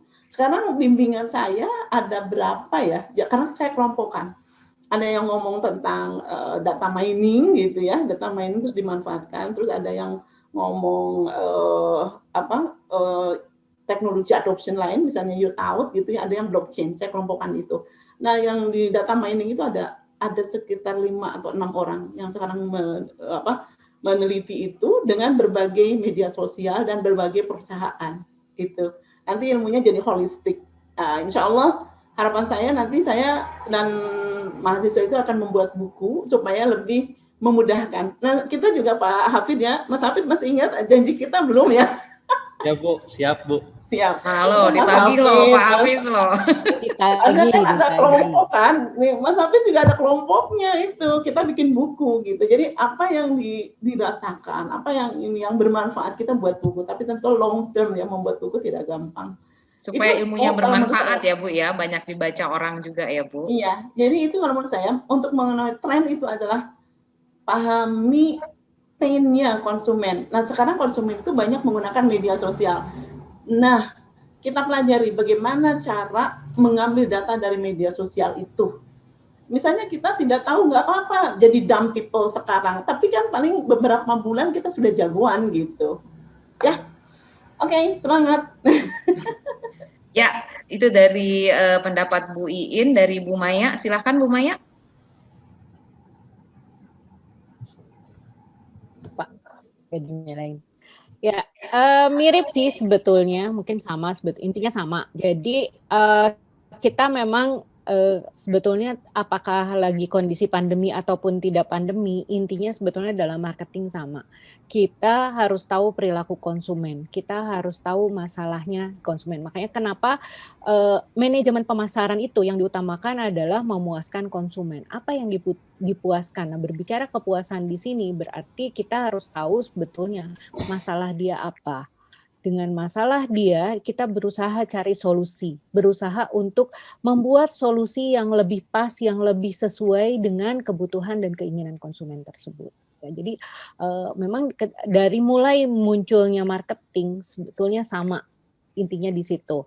Nah, sekarang berkembang sebetulnya sekarang karena memungkinkan kita untuk mencari tahu hal tersebut dengan data digitalisasi. Nah, kita bisa cari data-data tersebut dari jejak-jejak digital gitu yang disampaikan oleh konsumen, dan jejak-jejak digital ini juga trennya sekarang bisa kita ambil tidak cuma dalam bentuk teks tapi sudah dalam bentuk gambar, juga video, itu sudah bisa dianalisa sekarang gitu. Jadi banyak yang bisa kita ambil datanya sekarang, jadi semakin bermanfaat gitu untuk bisa melihat tren-tren ke depan itu seperti apa.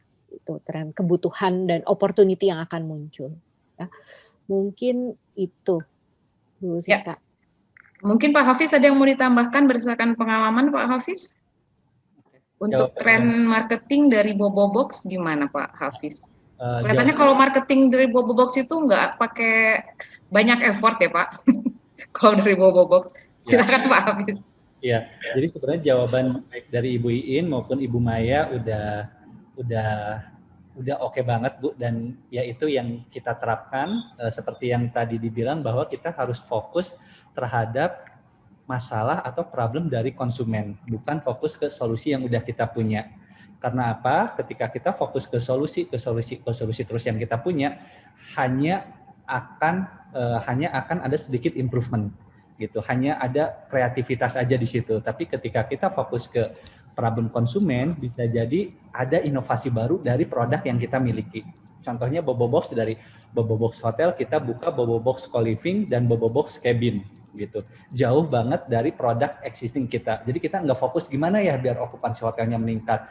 Yes, itu satu PR, tapi kita lihat ada opportunity lain nggak, ada problem lain nggak yang bisa kita solve gitu. Nah, mengenai tadi pain and gain, ini ada beberapa framework yang bisa kita gunakan juga. Jadi nanti Ibu Bapak di sini bisa menggunakan salah satu frameworknya adalah Value Proposition Canvas.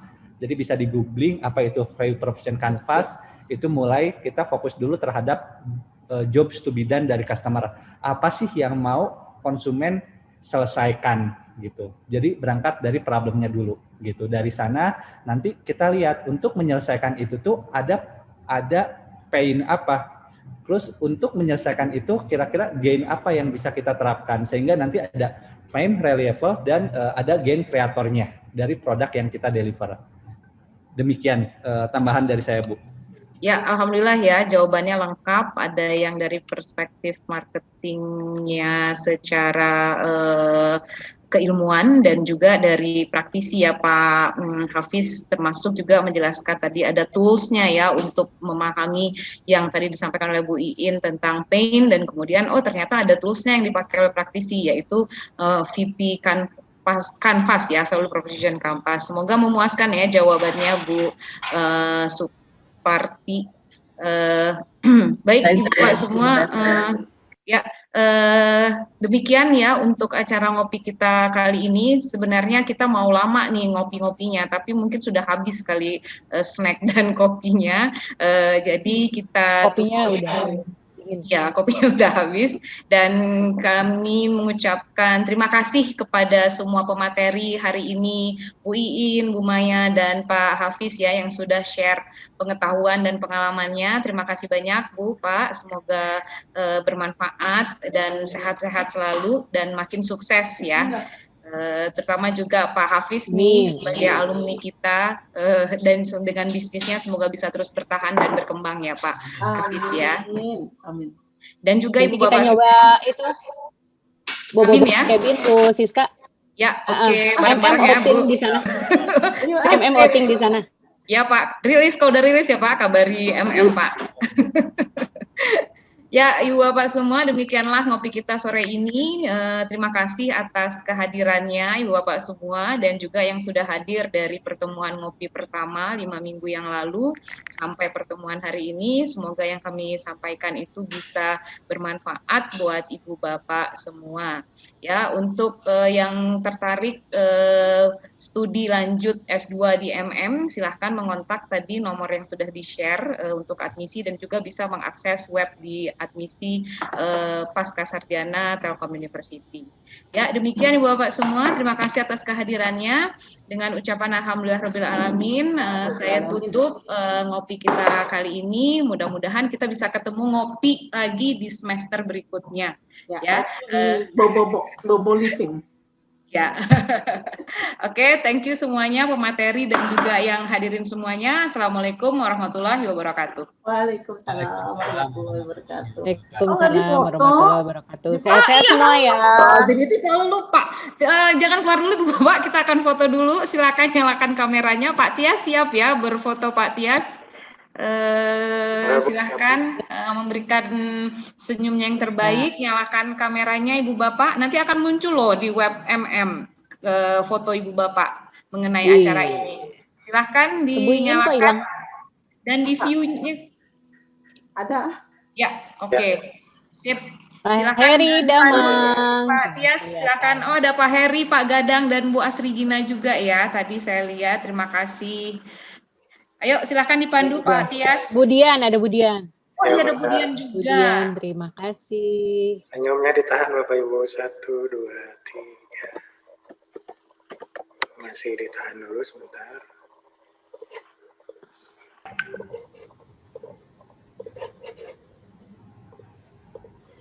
Satu, 2, 3.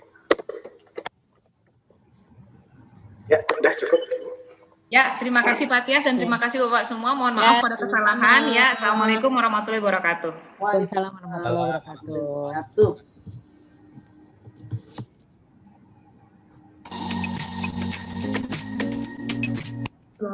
Pak Hafiz, terima kasih Pak Hafiz. Program studi Magister Manajemen Program sehat-sehat ya Pak.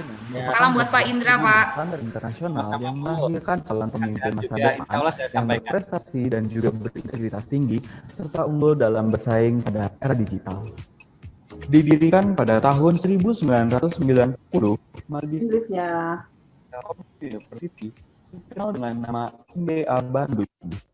Di awal kehadirannya, program studi Magister Manajemen merupakan yang pertama dan satu-satunya di Kota Bandung. Hingga tahun 2013 telah mengalami 4 kali perubahan nama dan kini resmi berubah menjadi Magister Manajemen Telkom University setelah bergabung 4 institusi besar di bawah naungan Yayasan Pendidikan Telkom. Sebagai lembaga pendidikan, kami memiliki visi menjadi program studi berstandar internasional dalam manajemen dan bisnis berdasarkan pengembangan ilmu pengetahuan yang berbasis teknologi digital berkontribusi pada pengembangan ekonomi sosial masyarakat pada tahun 2023. Dan untuk mencapai visi tersebut, kami berkomitmen menghasilkan lulusan menyelenggarakan penelitian dan pengabdian masyarakat di bidang manajemen bisnis berbasis digital yang berstandar internasional melalui kolaborasi inovatif bersama pemerintah, industri, media, dan komunitas yang berkontribusi secara luas bagi pertumbuhan ekonomi dan sosial masyarakat.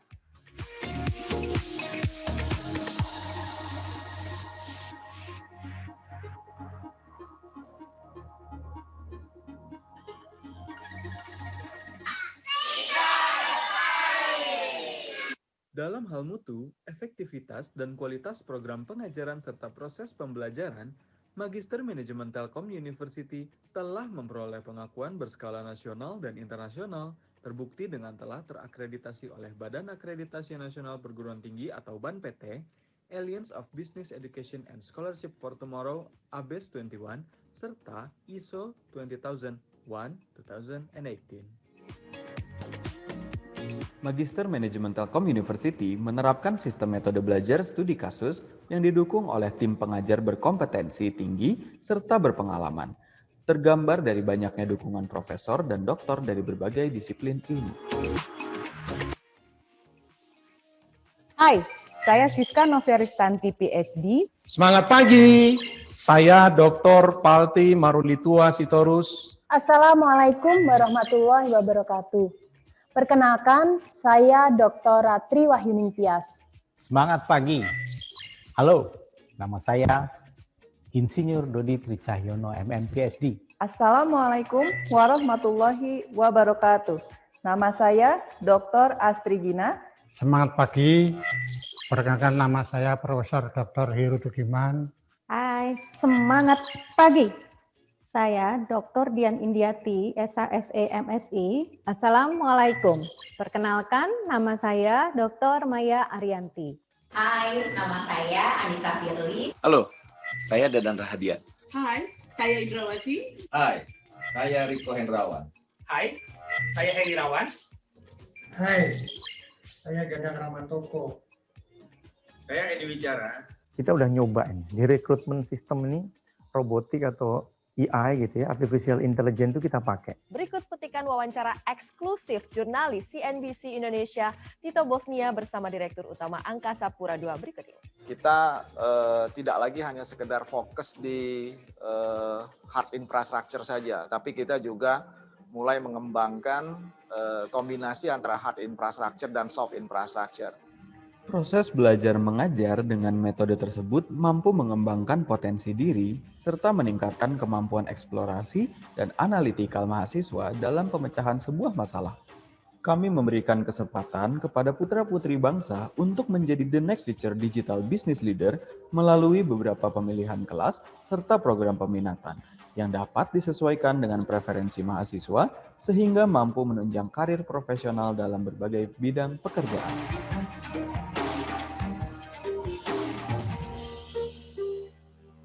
Dalam mendukung seluruh kegiatan akademik tersebut, kami menyediakan sarana dan prasarana terbaik. Kami berkomitmen untuk terus mengembangkan fasilitas penunjang kegiatan akademik agar tercipta suasana belajar yang nyaman dan kondusif.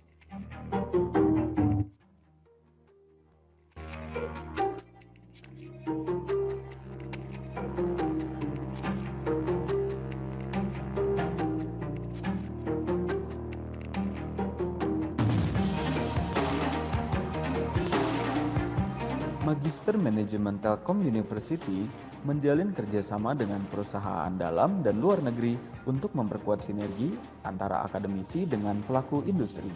Sebagai perguruan tinggi, kerjasama ini akan memberikan banyak manfaat khususnya bagi kesiapan mahasiswa dalam menghadapi segala perubahan yang terjadi di berbagai bidang industri. Selain itu, kami juga bekerja sama dengan beberapa lembaga pendidikan untuk meningkatkan mutu sumber daya manusia serta kelancaran alih ilmu pengetahuan, teknologi, dan informasi. Setiap tahunnya, dosen dan mahasiswa Magister Manajemen Telkom University secara konsisten menghasilkan publikasi ilmiah berskala nasional dan internasional. Selain itu, pengabdian kepada masyarakat juga selalu dilakukan sebagai bentuk kontribusi pada negeri sesuai dengan Tridharma Perguruan Tinggi.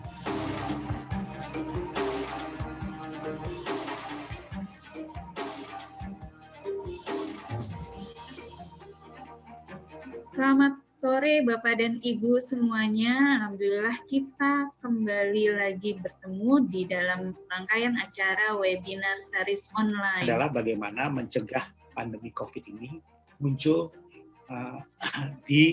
atau mencegah pasar menjadi klaster lah kira-kira begitu. Magister Manajemen Telkom University banyak melahirkan lulusan-lulusan terbaik yang tersebar di berbagai profesi, meliputi akademisi maupun praktisi di dalam dan luar negeri. Assalamualaikum warahmatullahi wabarakatuh. Perkenalkan, nama saya Sefianto Antoro. Saya adalah alumni Magister Manajemen TELU tahun 2003 yang pada saat itu bernama Sekolah Tinggi Manajemen Bandung. Saya saat ini bekerja sebagai CEO atau Direktur Utama dari Telkomsel. Pengalaman saya berkuliah di TELU yang pada saat itu bernama Sekolah Tinggi Manajemen Bandung memberikan pengetahuan dan pengalaman terutama dalam hal pemecahan masalah. Nah, jadi kepada adik-adik yang akan mendaftar ke TELU, saya rasa kalian akan memperoleh pengalaman dan pengetahuan yang sama berharganya dengan saya.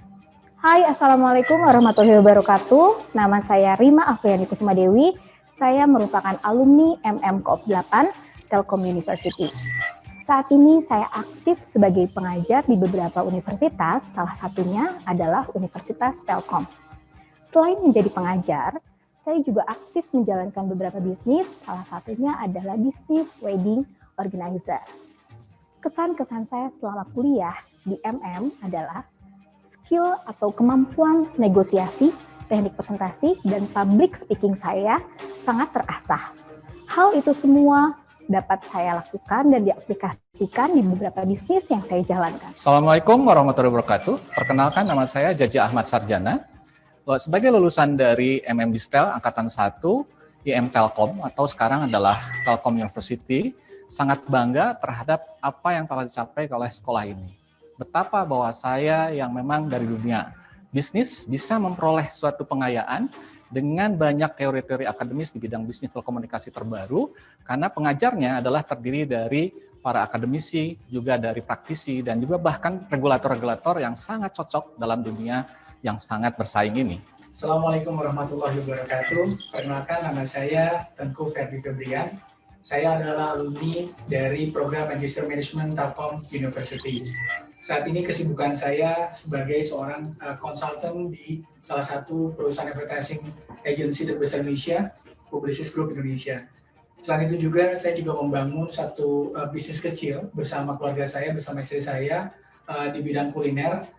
Dengan ilmu yang saya dapatkan di Telkom University, banyak sekali hal yang membuat saya lebih bisa memaksimalkan dalam menstrukturkan cara berpikir dan menstrategikan satu pola komunikasi, bagaimana mengkomunikasikan our school of thought kepada audiens, bagaimana kita menstrukturkan cara kita berpikir dan menjual sebuah konsep marketing. Demi terciptanya pemimpin masa depan terbaik, Magister Manajemen Telkom University berkomitmen untuk terus mengembangkan kompetensi dan kualitas, menghasilkan inovasi-inovasi terbaru dalam mendukung kemajuan ilmu pengetahuan di bidang manajemen bisnis berbasis teknologi digital, serta bersinergi untuk membuat perubahan bagi bangsa Indonesia dan dunia.